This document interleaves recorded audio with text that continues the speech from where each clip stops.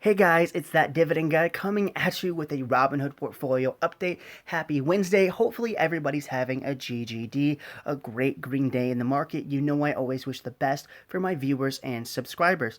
So guys, today we're going to go over the overall portfolio, the buying power, the individual stocks and how they're performing, the stocks that I want to add being Allstate and Travelers, and what prices I would want to add those at. I do want more insurance for the portfolio coming in next year. I want a lot more passive income coming in from the insurance companies in that sector. We have Berkshire, which is a holding company, and what price I want that company at.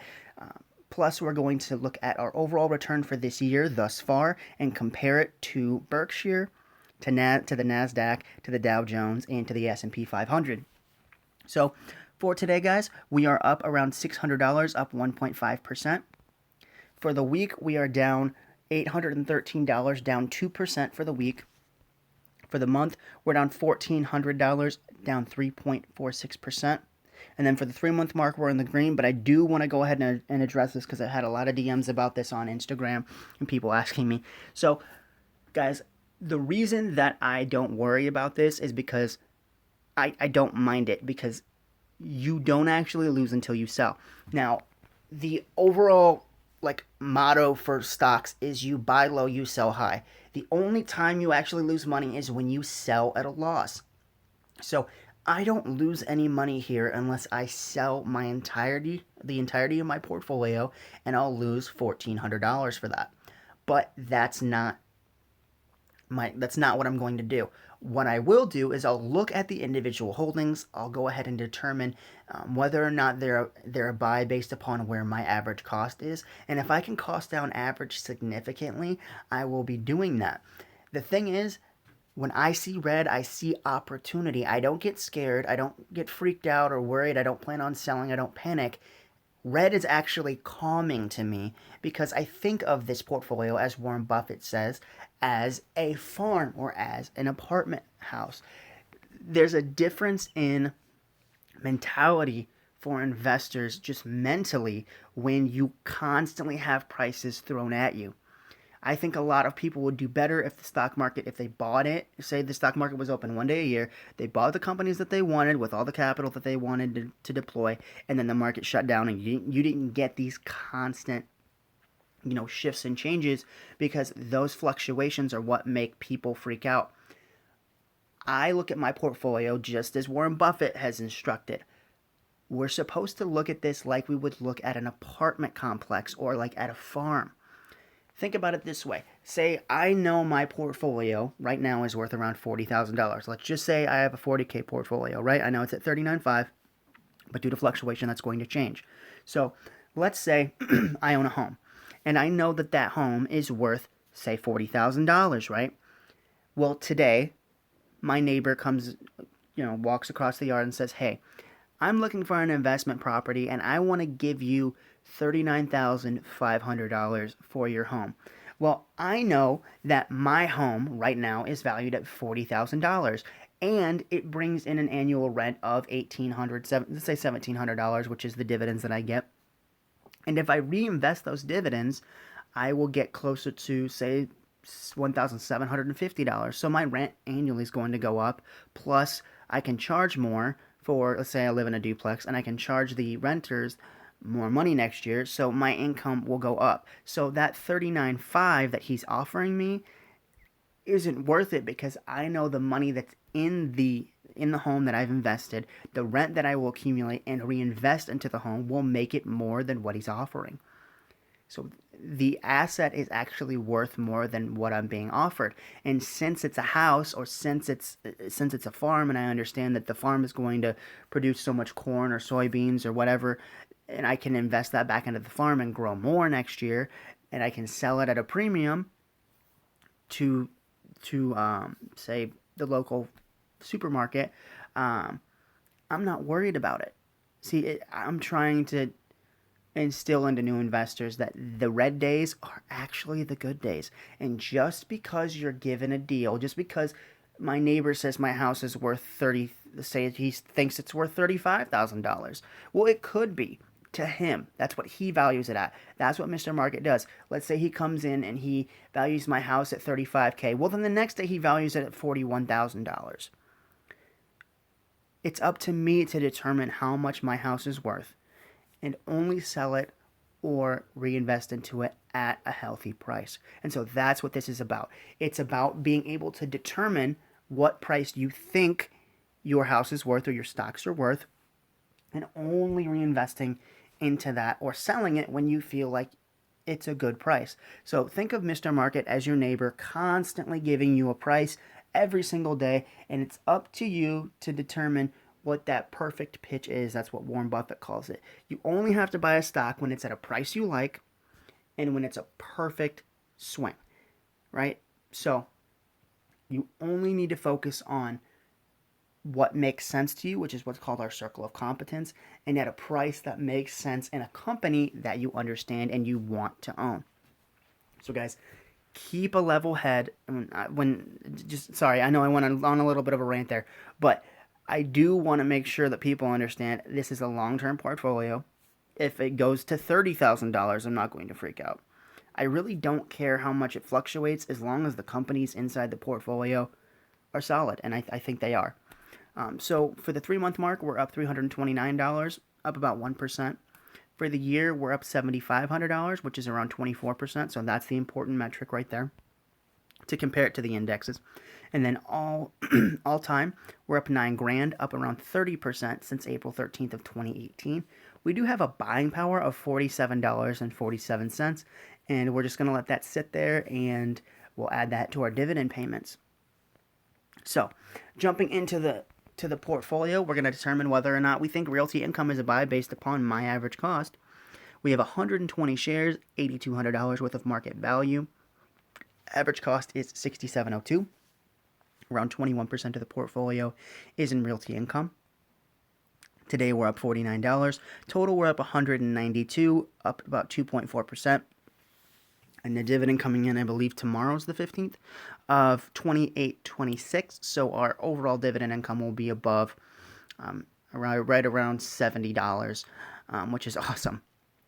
So guys, determining whether or not Realty Income is a buy, it's at $68.60. My average cost is at $67 a share. So it wouldn't be a bad time to purchase this. It's not super above my average cost, but again, I want it below that $67.02 mark, so it would have to be around $67. So in my opinion, Realty Income for my personal portfolio is not a buy. Now, if you bought it at, say, the high of like 72, definitely would be a good time to cost on average. Next, we've got Coca-Cola, Dividend King, my personal favorite stock, and I drink it every day, at least a Coca-Cola product a day. 65 shares, $3,600 worth of market value. That will be going way up. Love this company.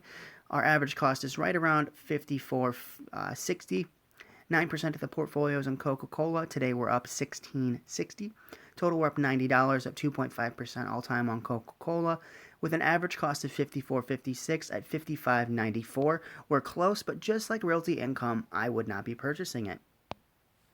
Then we've got Altria, which is up today.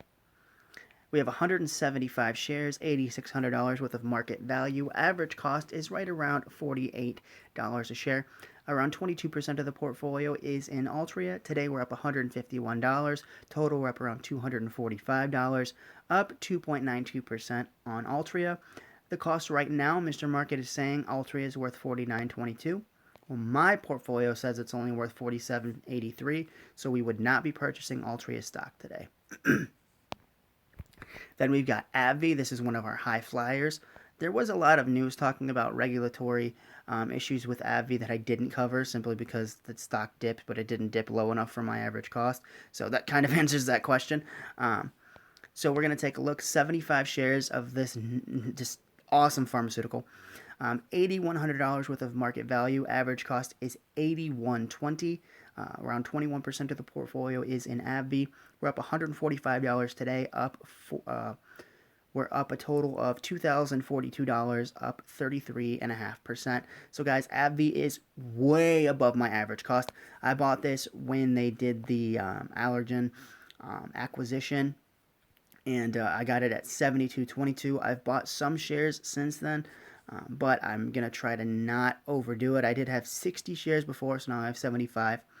AbbVie at these current prices I still do like because I usually go for a dividend that is worth more than the stock.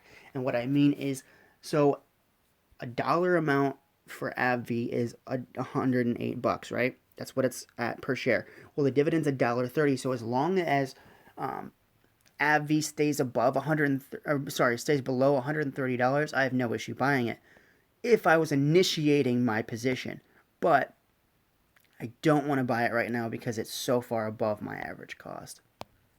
Then we got Procter & Gamble at 145.63. We have one share, 145.62 is our market value. Average cost is 143.84. 0.37% of the portfolio is in Procter & Gamble, up 19 or 20 cents today. Total up $1.80, up 1.24%. Not purchasing Procter & Gamble at these prices as it's above my average cost. Then we've got Clorox. We have one share, 170.63 for market value. Average cost is 168.83. 0.43% of the portfolio is in Clorox. Today, we're down $161. Sorry, 161, down 1%. Total, we are up $1.80, up over 1%. So again, above my average cost on Clorox, so I wouldn't be purchasing it. Clorox is one of those that it trades. It kind of goes, it fluctuates a lot. So at $170, I probably would buy it just because it's so far below its 52-week high.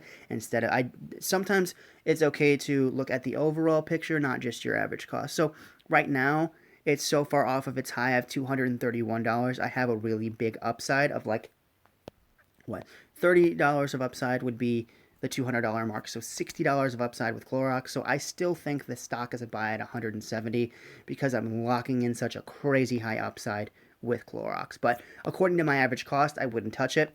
But because the average cost is so far below the 52-week high, I would actually buy Clorox at these prices. Then we got Aflac, the Ducky Company, right at around $55 a share. So 115 shares, $6,300 worth of market value. Average cost is right around $50 a share. 16% of the portfolio is in Aflac.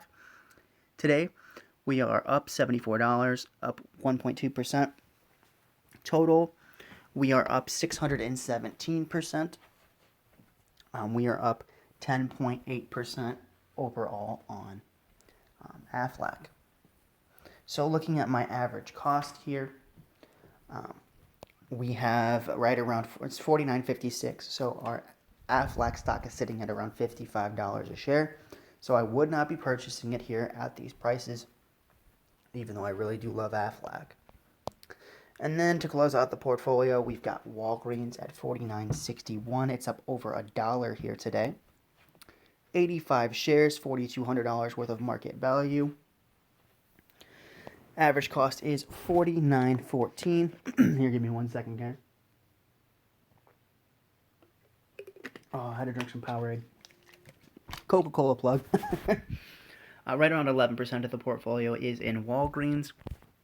Today we're up $118. Total, we're up $40, up around 1% today. So our average cost is $49.14, just like with Clorox stock. Currently, I do think that Walgreens is a buy. The 52-week high is $57, so I have about $7 of upside here. Now, I would wait simply because it is below my average cost. So with Walgreens as a holding, I wouldn't purchase it here just because it's jumped up so much in such a short time span. But overall, I do like the $7 or $8 of upside that I would see. So, jumping onto the watch list now. Allstate, I originally had my buying price at around 132, I think 60 or something like that. So at $132, I'd still put money into Allstate. Even though it is close to the 52-week high, I just want to add the position, and I can cost on average at a different time. Same thing with Travelers. At $157, I do have around a $6 or $7 upside, but I can cost on average. So I'd rather initiate the position with these great insurance companies and just cost on average as time goes on. Then we had, want to make sure I have the right numbers here. I believe it was 23%, right? Yeah, around 24, 23, 24%. I'll do 23. Let's see, against Berkshire, 23%. We're getting beat by 3% by Berkshire. The NASDAQ's been up by like 50%, so yeah, up 53%. So lagging way behind the NASDAQ, but I have a feeling most companies are. Then we got the Dow Jones at 23%, so we are matching the Dow Jones, which we've been matching them for a while. Then the S&P 500 is beating us by about 5%. Honestly, think about it though as well. I know I'm not trying to match the overall market, and the overall market has a lot of tech, which we have none of in our portfolio currently. So if I wanted to match the market, I would be pouring money into Microsoft and Apple. So with that all being said, guys, thank you so much for watching. Remember to hit the subscribe button on my channel, That Dividend Guy. Keep in mind, guys, I'm trying to be as consistent as possible here with these videos. I try to do a portfolio update every single day, Monday through Friday, that the market's open. I also try to give you guys dividend increase videos and relevant stock market news if you guys enjoy the grind. Make sure you hit the like button on this video. Also, hit the subscribe button and the bell notification so you guys don't miss any updates or content on my channel. Thank you guys so much for watching, and I'll see you guys tomorrow with another Robinhood portfolio update. Take care.